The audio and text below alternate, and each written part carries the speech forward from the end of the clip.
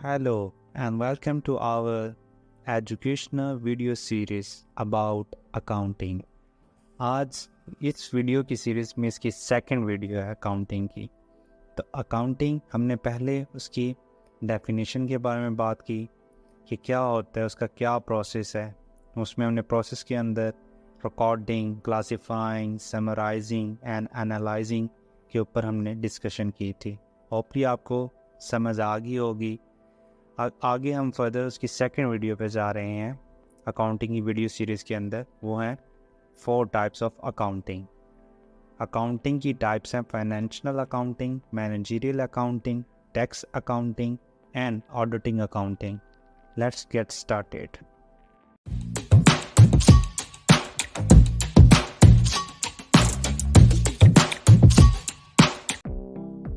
Types of accounting.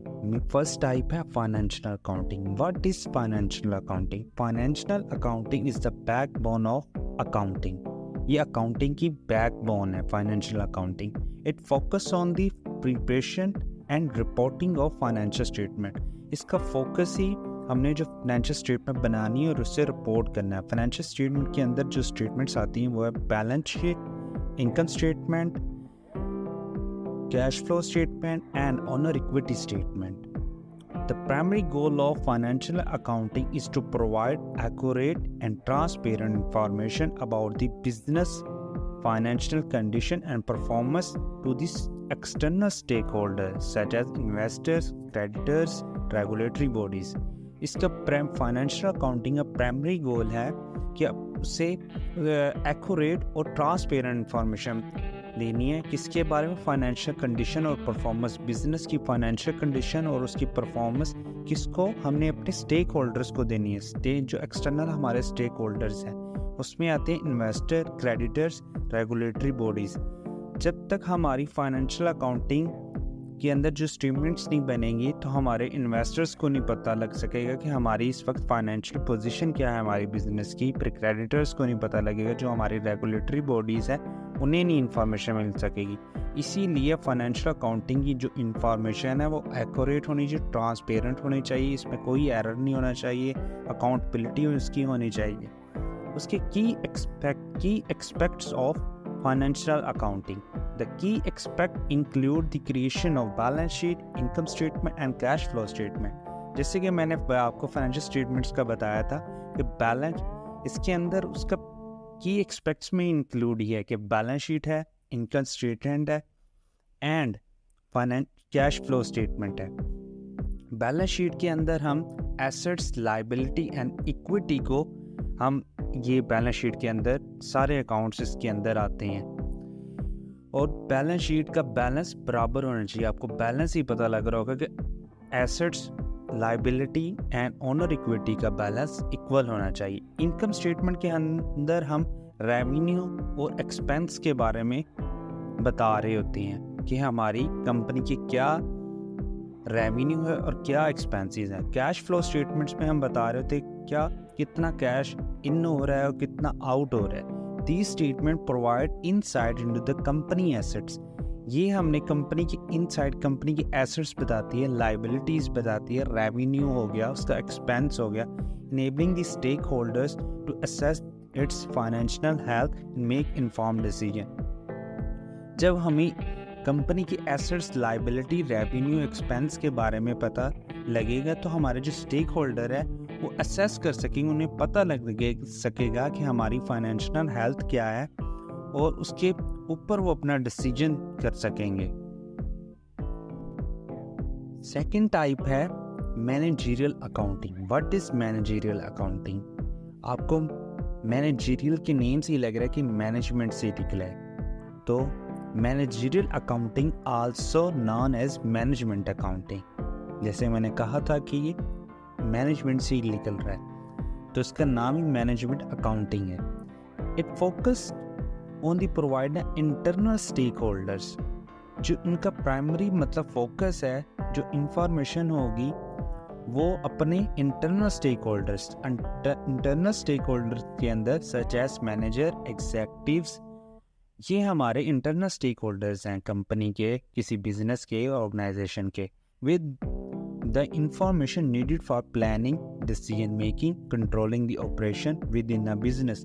जो information needed होगी वो किसके लिए होगी? उसकी planning के लिए, decision making के लिए, controlling operations के लिए within the जो business के अंदर होंगे. ये जो मैनेजमेंट अकाउंटिंग हमारी किस चीज़ में हेल्प कर रही है? बेसिकली हमारी प्लानिंग होगी, स्ट्रेटजी हम बना रहे होंगे कि कैसे हमने सब कुछ मैनेज करना है.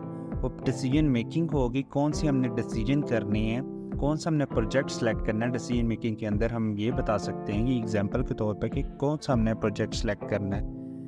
कंट्रोलिंग ऑपरेशंस, अब इससे हमें ये भी आइडिया होगा कि किसके ऊपर हम अब कौन सी ऑपरेशन के ऊपर कंट्रोल कर सकें अपने बिजनेस के.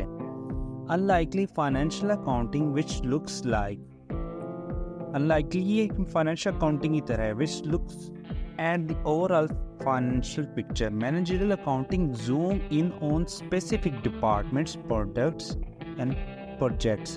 जो फाइनेंशियल अकाउंटिंग है पूरी ओवरऑल फाइनेंशियल पिक्चर है, वो इसके अंदर सब कुछ आ रहा होता है. लेकिन मैनेजरियल जो अकाउंटिंग वो स्पेसिफिक जूम कर रही होती, फोकस कर रही होती डिपार्टमेंट्स के ऊपर, प्रोडक्ट्स के ऊपर और प्रोजेक्ट्स के ऊपर. मैंने प्रोजेक्ट्स के अंदर जैसे एग्जांपल दी डिसीजन मेकिंग, हम कौन सा प्रोजेक्ट सेलेक्ट करेंगे, और प्रोडक्ट्स की रिलेट भी, और डिपार्टमेंट के हम किसके ऊपर कंट्रोलिंग ऑपरेशन अप्लाई करेंगे, क्या कौन सा ऑपरेशन हम कंट्रोल कर सकें.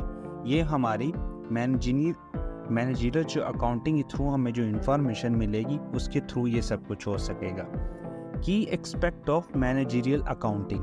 Managerial accounting involves analysing cost, budgets and financial performance to aid in strategic plans and resource allocation. Managerial accounting के जो की एक्सपेक्ट है उसमें इन्वॉल्व है कि वो एनालाइज करेंगे कॉस्ट को, बजट्स को, फाइनेंशियल परफॉर्मेंस, जिसके बेस के ऊपर वो स्ट्रेटेजिक प्लानिंग करेंगे और रिसोर्स एलोकेशन करेंगे. अब जैसे प्रोजेक्ट एक हो चुका है, फॉर एग्जांपल हमने रोड बनाने का हमें प्रोजेक्ट मिला है, तो हमने उसका देखनी उसकी कॉस्ट कितनी, उसकी एनालाइज करेंगे, बजट देखेंगे, फाइनेंशियल उसकी परफॉर्मेंस, फिर उसके ऊपर हम प्लान बनाएंगे. अगर हमने प्रोजेक्ट सेलेक्ट कर लिया है, हमें वो बेनिफिट दे रहा है, तो हम उसके ऊपर प्लानिंग करेंगे, फिर उसके ऊपर रिसोर्स एलोकेशन करेंगे. इट्स की expect include cost analysis, budgeting, forecasting and variance analysis. इसके जो की एक्सपेक्ट्स के अंदर हम जो काम कर रहे होते हैं, जिसके ऊपर हम वर्क कर रहे होते हैं, जिसके थ्रू हमें ये सारी इंफॉर्मेशन मिलती है, वो कॉस्ट एनालिसिस करती हैं, बजटिंग करती हैं, forecasting and variance analysis. By analyzing this data, manager can identify the areas for improvement and make more informed decision to increase the efficiency and profitability. जब ये सब चीज़ें जो की एक्सपेक्ट मैंने बताई हैं, इनके थ्रू जो एनालाइज करेगा डाटा, तो मैनेजर को आइडेंटिफाई हो जाएगा एरिया का कि कहाँ पे इम्प्रूवमेंट है, कौन सा हम डिसीजन करें, और इससे हमारी जो बिजनेस है, ऑर्गेनाइजेशन है, उसकी एफिशिएंसी और प्रॉफिटेबिलिटी में इंक्रीज होता है.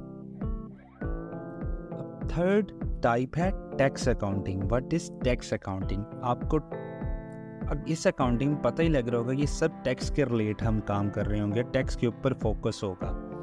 Tax accounting focus on the preparation and filing of tax related documents. इसका प्राइमरी जो फोकस ही होगा वो उसको फाइलिंग टैक्स रिलेटेड डॉक्यूमेंट्स बनाना, उसे फाइलिंग करना है, और ensuring the compliance with tax law, और जो कंप्लायंस है हमारा जो टैक्स लॉ है उसके मुताबिक हमने सब कुछ करना है, टैक्स को फाइलिंग करनी है उसके रेगुलेशन और लॉ के मुताबिक.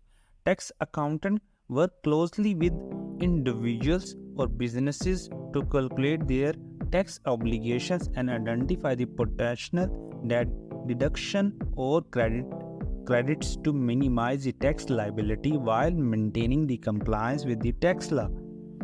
Key aspect of accounting.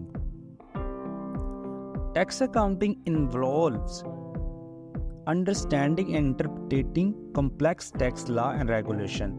जो टैक्स अकाउंटिंग इसका बेसिकली मकसद ये है कि जो कॉम्प्लेक्स टैक्स लॉ है, रेगुलेशन, उसको अंडरस्टैंड करना और इसे इंटरप्रेट करना. और इसकी की एक्सपेक्ट्स में included tax planning, tax return preparation and tax compliance. ये हम इसके थ्रू हम डिसीजन करते हैं, इसके थ्रू हमने अपने कंप्लायंस जो है हमारे टैक्स डॉक्यूमेंट्स है वो इंश्योर करते हैं कि वो लॉ एंड रेगुलेशन के थ्रू हैं सब कुछ वर्क. Fourth type है what is auditing accounting. This is my favorite. Auditing accounting is the process of examining and evaluating the financial records, statements, documentation to ensure the accuracy, reliability, and adherence to accounting principles and standards. Accounting may be conducted internally by a company own auditing team or externally by independent auditing firm. Auditing जो accounting है उसका basically process ही क्या है, उसका मतलब ये है कि एग्जामिन करना, एवेलुएट करना, किसको करना, फाइनेंशियल रिकॉर्ड्स को, उसकी जो स्टेटमेंट्स में आती हैं, जो फाइनेंशियल स्टेटमेंट हमने डिस्कस की थी उनके बारे में, डॉक्यूमेंटेशन, जो टैक्स की डॉक्यूमेंटेशन हुई थी, फाइलिंग जो टैक्स की डॉक्यूमेंट उसने बनाया था उसे एवेलुएट करना, उसे एग्जामिन करना, टू इंश्योर, क्या इंश्योर करना, एक्यूरेसी, रिलायबिलिटी, ट्रांसपेरेंट, जो उसने स्टेटमेंट्स बनाए, जो इन्फॉर्मेशन मिल रही है वो एक्यूरेसी होनी चाहिए, उसके अंदर कोई एरर नहीं होना चाहिए, ट्रांसपेरेंट होना चाहिए, रिलायबिलिटी होनी चाहिए, जो डाटा हमें जो इन्फॉर्मेशन मिली वो रिलायबल हो, adherence to the accounting principle and standard, और जो अकाउंटिंग जो प्रिंसिपल्स हैं और स्टैंडर्ड उसको फॉलो किया हो।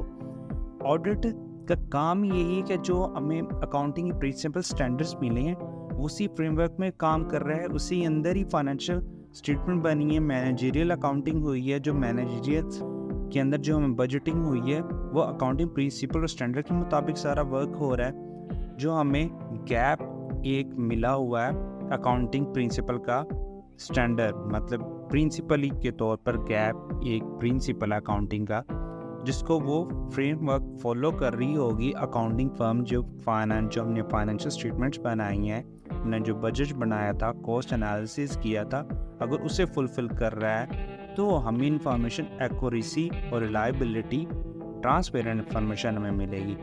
ऑडिटिंग में भी कंडक्ट इंटरनली, जो ऑडिट होता है वो इंटरनली भी हो सकता है, एक्सटर्नली भी, क्योंकि इनकी दो टाइप्स हैं ऑडिटिंग की, इंटरनल, एक्सटर्नल।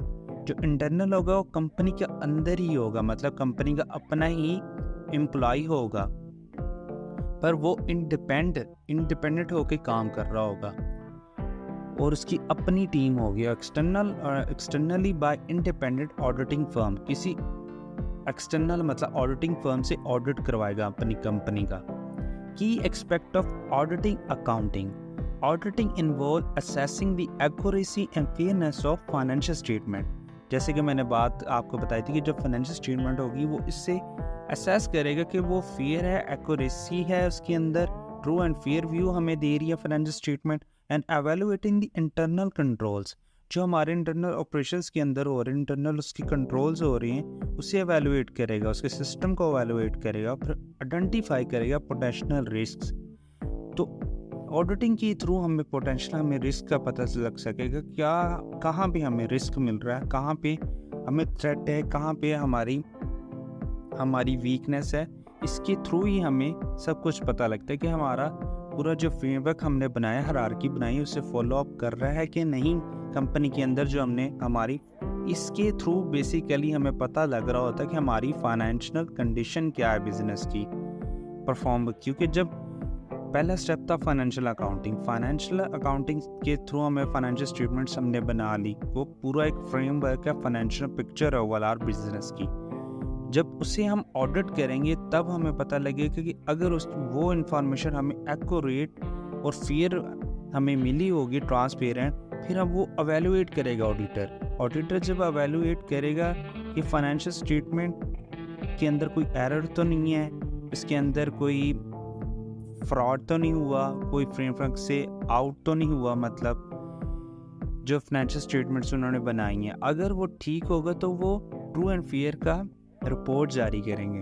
ये ऑडिटर रिपोर्ट एक देते हैं, जो इंटरनल ऑडिटर होते हैं वो बेसिकली इंटरनल स्टेक होल्डर्स को रिपोर्ट पहले सबमिट करते हैं। ये है auditing accounting. Thank you so much.